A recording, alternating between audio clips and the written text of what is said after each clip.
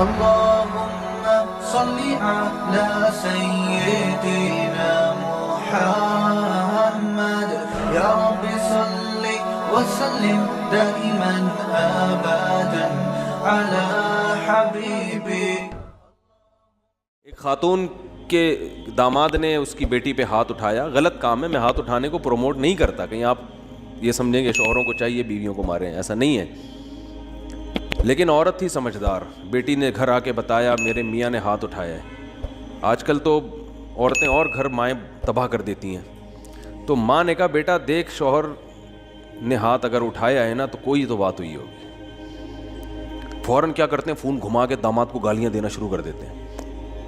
یہی ہوتا ہے نا آج کل مارکیٹ میں, اٹھا گیا تو نے ہاتھ کیسے اٹھایا, ہوتا کون ہے تو, پہلے تحقیق کر لو بھائی بولا کیا ہے اس نے. ہاں کوئی ایسی بات نہیں ہے, اس کو بولو بھائی کیوں, یہ تو کوئی ایسی بات نہیں ہے جس پہ ہاتھ اٹھایا جائے, اور اگر غلط بھی ہے تو اتنی غلط تھوڑی ہے کہ ہاتھ اٹھایا جائے. تو بس جذباتیت کا شکار ہیں, افراط و تفریط ہے, پولائٹ بننے کے چکر میں سارا بیڑا غرق ہو رہا ہے. صحیح ہے نا, یہ اسلام کے اخلاق نہیں ہے. ہر چیز بیلنس ہے اسلام میں, ہر چیز. کتنا پیارا اصول ہے, بچے کو 7 سال کی عمر میں محبت سے سمجھاؤ, مارنے کی اجازت نہیں ہے. چھوٹا ہے بھائی, نماز پڑھے ٹھیک ہے, نہیں پڑھے تو بھی ٹھیک ہے, 10 سال تک برداشت کرو. 3 سال تمہارے پاس ہیں محبت کے لیے, 10 سال میں بھی نماز نہیں پڑھتا تو اب انسان لاتوں کے بھوت ہاتھوں سے نہیں سمجھتے, اب ہاتھ اٹھانا پڑے گا آپ کو. اب نہیں اٹھائیں گے تو یہ پولائٹنس نہیں ہے, یہ آپ کے نالائق ہونے کی, بولو نا بھائی, دلیل ہے, آپ کے نالائق ہونے کی دلیل ہے. تو ہر چیز میں ایسا ہے, ہر چیز میں, ہر معاملے میں. آپ کا ملازم ہے, صحیح کام نہیں کر رہا, ٹائم پہ نہیں آ رہا, بزنس کا بیڑا غرق کر دیا, محبت سے سمجھاؤ, تمیز سے. 2-4 دفعہ کے بعد چل بھائی چھٹی تیری, نکل پتلی گلی سے, ٹھیک ہے نا. یہ فیکٹری ہے, ہم نے کو عیدی سینٹر تھوڑی کھولا ہوا ہے ہم نے یہاں پہ. ہمارے ایک رشتہ دار فیصل آباد میں, ان کی فیکٹری تھی کپڑے کی, مجھے لے گئے. ویسے مجھے شوق بھی ہے چیزیں دیکھنے کا, کیسے بن رہا ہے, کیا ہو رہا ہے. تو ملازم بڑے تمیز سے کام کر رہے ہیں. میں نے کہا پہلی دفعہ دیکھا ہے ملازم اتنی تمیز سے. انہوں نے کہا ٹھڈے مار مار کے ان کو انسان بنائے.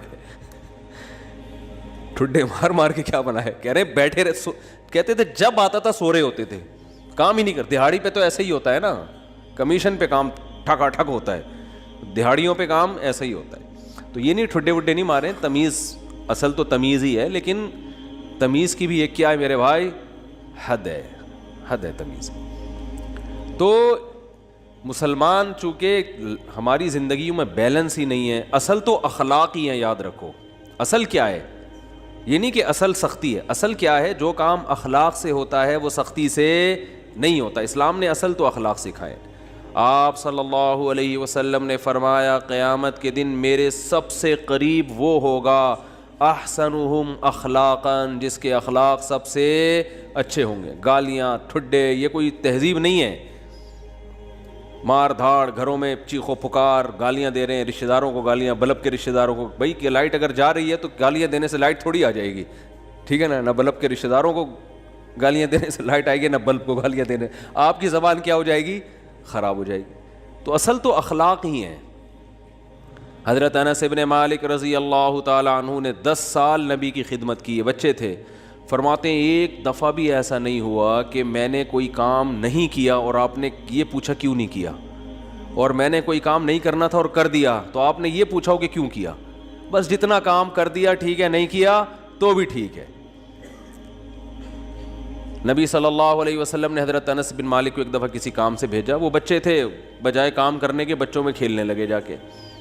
تو آپ صلی اللہ علیہ وسلم گئے, دیکھا بھائی کہاں ہیں, تو دیکھا وہ تو کھیل رہے ہیں. تو آپ صلی اللہ علیہ وسلم حضرت انس بن مالک کے پیچھے جا کے کھڑے ہو گئے. حضرت انس نے پیچھے مڑ کے دیکھا تو آپ صلی اللہ علیہ وسلم کھڑے ہوئے مسکرا رہے ہیں, کچھ بھی نہیں کہا. سمجھ رہے وجہ کیا ہے بھائی, یہ تو اپنی ان کی والدہ نے گفٹ دیا ہے نا خدمت کے لیے, تو اپنی مرضی سے خدمت کر رہے ہیں, اس میں سختی کیسی.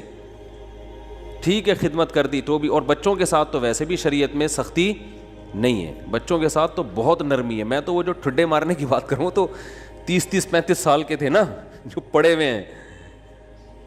تو آپ صلی اللہ علیہ وسلم کے ہمیں سیرت میں سختی بھی ملتی ہے اور نرمی بھی. رحمت للعالمین. ایک ایتھیس نے اعتراض کیا یہ رحمت للعالمین ہے اور جناب گردنیں اڑانے کا حکم بھی دے رہے ہیں, یہ کیسے رحمت للعالمین ہے؟ بھائی رحمت للعالمین کا یہ مفہوم کہ کسی کو کچھ بھی نہ کہیں یہ رحمت نہیں ہے, یہ انسانیت کے لیے زحمت بن جائے گی یہ عادت, تو کیونکہ اس صفت کو فالو کرنا ممکن نہیں ہے. رحمت کا معنی ہر لحاظ سے جامع شخصیت ہیں آپ صلی اللہ علیہ وسلم. مشہور واقعہ کئی بار سنا چکا ہوں, دوبارہ سنا کے بس پھر آگے بڑھتا ہوں کہ ایک شخص نبی صلی اللہ علیہ وسلم کی جاسوسی کر رہا تھا, گرفتار ہو گیا, تو آپ نے حکم دیا اس کی گردن اڑائی جائے. اب دیکھو گردن اڑانے کا حکم دینا بظاہر یہ رحمت کے خلاف ہے نا. ہم ہوتے ہم کہتے ہیں نہیں بھائی گردن کیوں اڑائی جائے, اسلام تو بہت وسیع مذہب ہے, ٹھیک ہے نا, اللہ بہت غفور رحیم ہے. آپ صلی اللہ علیہ وسلم نے حکم کیا دیا گردن, کیونکہ نہیں اڑائی تو یہ اپنے ساتھیوں کے ساتھ ناانصافی ہوگی, کل دوبارہ جاسوسی کرے گا. ہمارے ساتھ پہلے اپنے لوگ ہیں, لیکن اس نے اپنی 6 بیٹیوں کا واسطہ دیا کہ میری 6 بیٹیاں ہیں, میں 6 بیٹیوں کا باپ ہوں, آئندہ نہیں کروں گا. آپ صلی اللہ علیہ وسلم کو اس پہ ترس آیا اور آپ نے اس کو چھوڑنے کا حکم دے دیا. دوبارہ گرفتار ہو گیا, دوبارہ کمبخت جاسوسی کر رہا تھا. پھر اس نے اپنی 6 بیٹیوں کا واسطہ دیا مجھے نہ مارے, میری 6 بیٹیاں ہیں. تو آپ نے کیا فرمایا, لا یلدغ المؤمن من جوہر مرتین, مسلمان ایک سوراخ سے 2 دفعہ نہیں ڈسا جاتا. حکم دیا اس کو مار دو, اس لیے کہ اس کی بیٹیوں کا خیال کریں یا اپنے ساتھیوں کا خیال کریں. کیسا بیلنس اس میں, اصل بتا دیا کہ اصل رحمت ہے. ایک روایت میں آتا ہے تخلقوا باخلاق اللہ, اللہ کی صفات اختیار کرو. اللہ کی صفت کیا ہے؟ جود و سخاوت ہے اس میں. اللہ کیا ہے؟ غیرت والا ہے. تو ہمیں بھی اپنے اندر کیا پیدا کرنی ہے؟ غیرت. تو اللہ کی صفت یہ ہے کہ قرآن حدیث میں آتا ہے کہ جب اللہ نے اس کائنات کو بنایا تو آئندہ کن اصولوں پہ یہ کائنات چلے گی, وہ اصول اللہ نے پہلے لکھ دیے. جب کوئی ملک وجود میں آتا ہے تو آئین پہلے بنتا ہے نا. کیا ہو گیا بھائی جان؟ آئین پہلے بنتا ہے, اس کے بعد اس آئین کے تحت قانون وضع ہوتے ہیں. تو اللہ نے سب سے پہلے جو چیز پیدا کی وہ قلم. حدیث میں یہ ہمیں سمجھانے کے لیے مثالیں دی گئی ہیں. اول ما خلق اللہ القلم, سب سے پہلی چیز جو اللہ نے پیدا کی وہ کیا ہے؟ قلم. کائنات کو بنانے کے بعد, تاکہ جو کائنات جن اصولوں پہ چلے گی نا وہ اصول, وہ آئین پہلے سے طے ہو جائیں کہ اس آئین کے تحت چلے گی. اور اللہ نے سب سے پہلی چیز قلم بنا کے اسے حکم دیا لکھ. ٹھیک ہے نا, کیا حکم دیا؟ بولو نا, لکھ.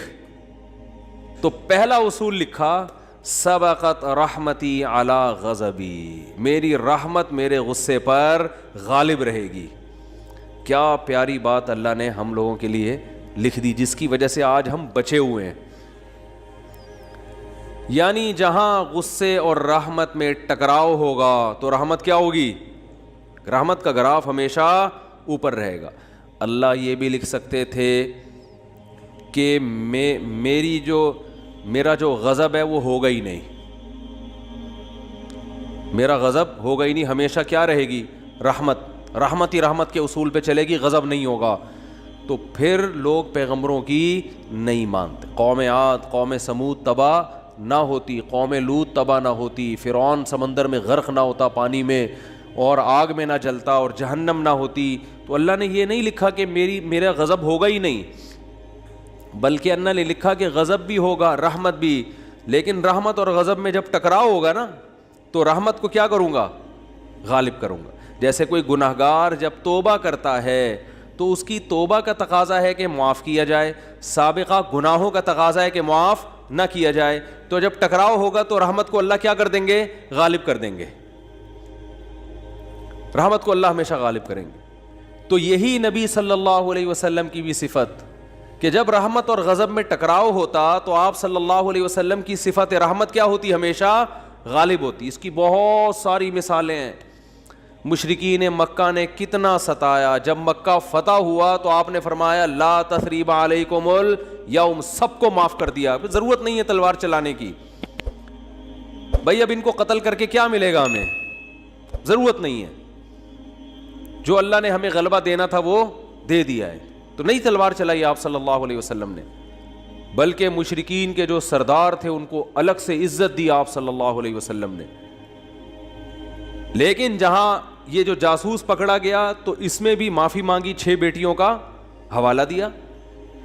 جب 6 بیٹیوں کا حوالہ دیا تو بیٹیاں ہونا اس کی علامت ہے کہ باپ پہ کیا کیا جائے, رحم. بیٹیوں کا کون پوچھے گا بعد میں. جاسوس ہونا اس کا تقاضا کرتا ہے کہ گردن اڑائی جائے. تو یہاں بھی رحمت اور غضب کیا ہو رہے ہیں, بولو بھائی, ٹکرا رہے ہیں. اس لیے آپ صلی اللہ علیہ وسلم نے کیا حکم دیا, چھوڑ دو. بیٹیوں کا واسطہ دے رہا ہے.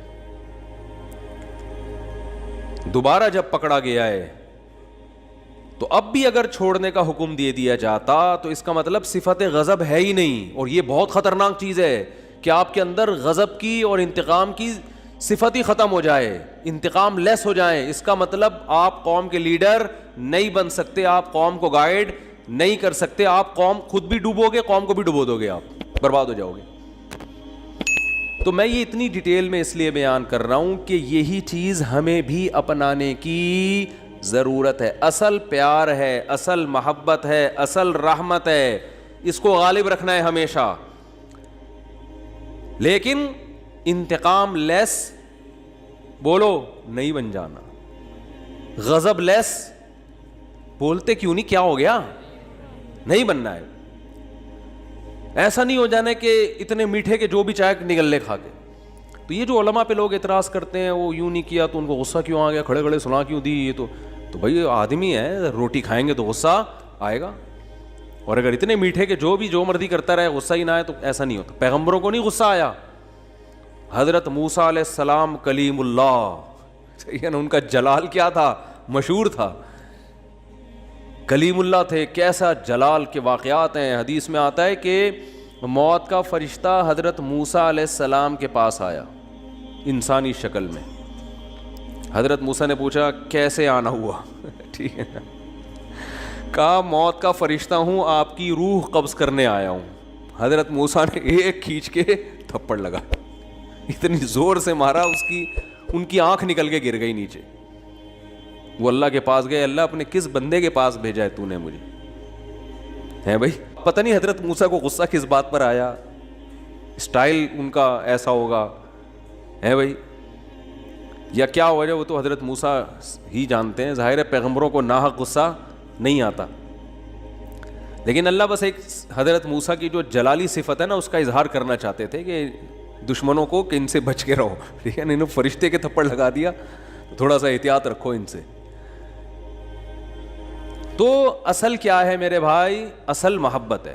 یہ میں اس لیے بتا رہا ہوں کہ بعض لوگ الٹی کوالٹی ہوتی ہے ان کے اندر. اصل غصہ ہے, جب دیکھ لیں غصہ جاری نہیں ہو رہا تو پھر تمیز پہ آ جاتے ہیں وہ, ٹھیک ہے نا. شروع میں کیا کرتے ہیں, غصہ اور مار دھاڑ اور گالیاں یہاں سے شروع کرتے ہیں پہلے, یعنی آپشن یہ ہوتا ہے ان کا. اگر اس سے بندہ قابو میں نہیں آیا تو ان کو اندازہ ہو جاتا ہے یہ قابو میں آنے والا نہیں ہے, پھر وہ کس سے بات کرتے ہیں, تمیز سے بات کرتے ہیں. بالکل اس کی مثال ہے, ایک آدمی نے کسی کے چاقو رکھا, بولا تیری جیب میں جو کچھ ہے نکال دے, اس نے ٹیٹی نکال دی.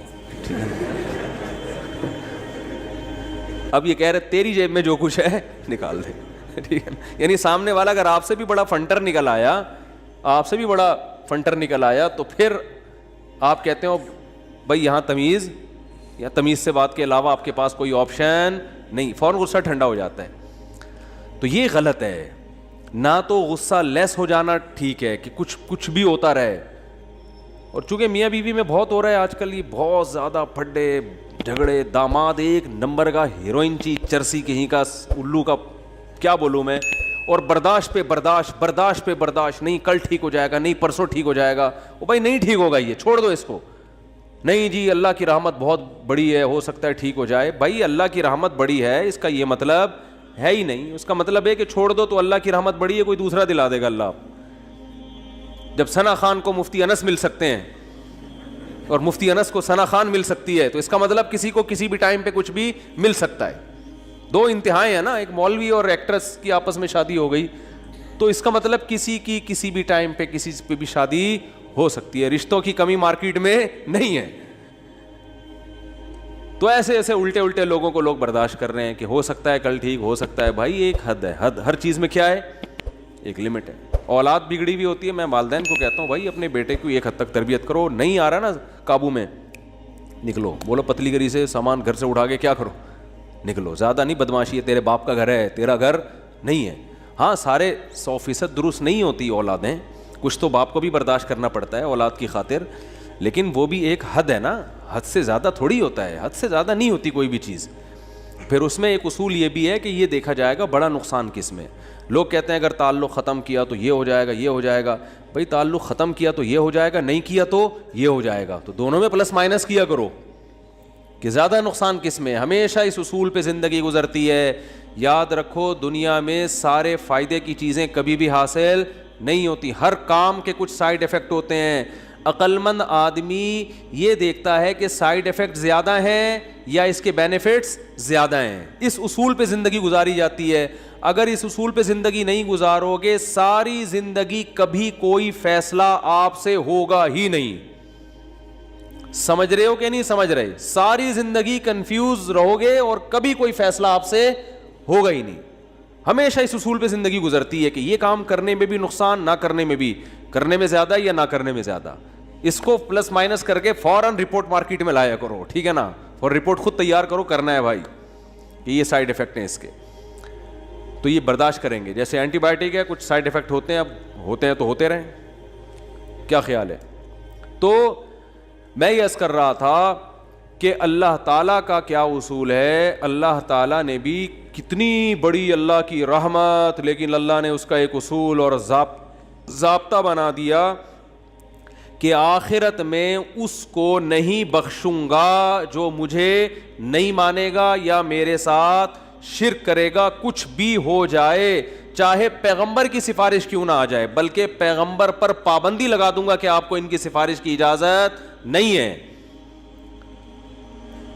یہ بہت بھائی, اس سے پتہ چلتا ہے ایمان بہت بڑی نعمت ہے.